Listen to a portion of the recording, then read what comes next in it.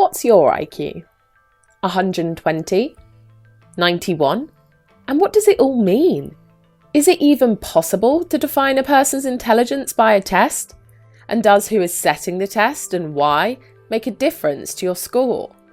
Welcome to this short guide to IQ, made with the help of two highly intelligent experts. IQ really started with Alfred Binet, who was a Frenchman, and he was asked by his government to develop a test that could determine whether people needed remedial help with their education. They later became dubbed IQ, Intelligent Quotient, but he warned against that name because he said they weren't tests of intelligence. What they were tests of a certain kind of ability. So Binet was the originator of intelligence testing, and that led to the concept of IQ that we have today.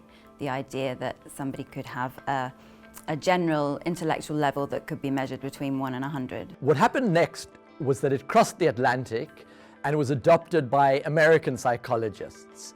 And they decided that IQ was innate, that you were born with it, there was nothing you could do to change it, and that different population groups, different ethnic groups had different innate IQ.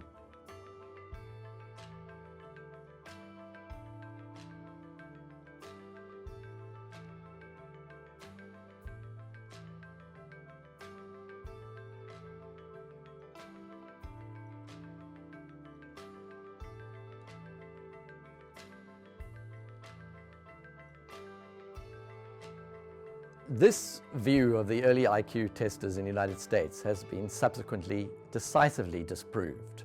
With Ashkenazi Jews, at the time of the First World War, they had lower than average IQs. By the time of the Second World War, higher than average. And the reason for that was that they had better education, better nutrition, and that on average the parents had become better educated as well. So those factors shifted the average IQs. The reason different groups score differently on IQ relates to the fact that IQ tests measure abstract intelligence. In other words, your ability to deal with abstract logic. And that is determined very significantly by what happens in your early years of your life. So if you come from a community where there's a lot of argument, where you're encouraged to read, where you're encouraged to discuss things, on average, it's likely that that community will have higher IQs. IQ tests have often, throughout history, been used to further political aims, whether those be sexist, racist, whatever agenda politicians may want to put forward. IQ tests have been used to support that. And the idea that they are scientific because they're based on quantitative measures has been something that's been exploited by many governments. IQ tests in the early 20th century, sometimes women did fare worse. That wasn't always the case. Intelligence tests were based on completing activities such as completing a puzzle, completing a task, looking at reaction times, and if someone had not engaged in those activities before, if they were, for example, a girl that had never been allowed to access these kinds of activities, they wouldn't perform in the same way as somebody who had done. One of the dangers of IQ tests is that people see them as a measure of intelligence, whereas really what they're measuring is abstract logic. And there are other forms of intelligence, like emotional intelligence, like practical intelligence, like long-term memory, like wisdom, that they don't measure.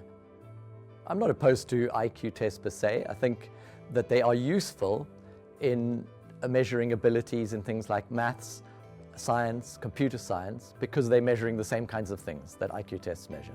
I think the biggest misconception about IQ is that it's the same thing as intelligence, and it's not. We've seen that IQ can change. So if you practice IQ tests, your IQ will go up. So environmental conditions and education can change IQ. It is not fixed. I would hope that intelligence would never be used as a concept to make political decisions over whether or not someone has access to education, access to healthcare, access to freedom of movement, access to any of these universal human rights. Intelligence is a multifaceted thing, and multifaceted things can't really be measured in terms of a single number, which is what IQ tests give you. And when they've looked at the genetics of intelligence, there are thousands of genes that are implicated.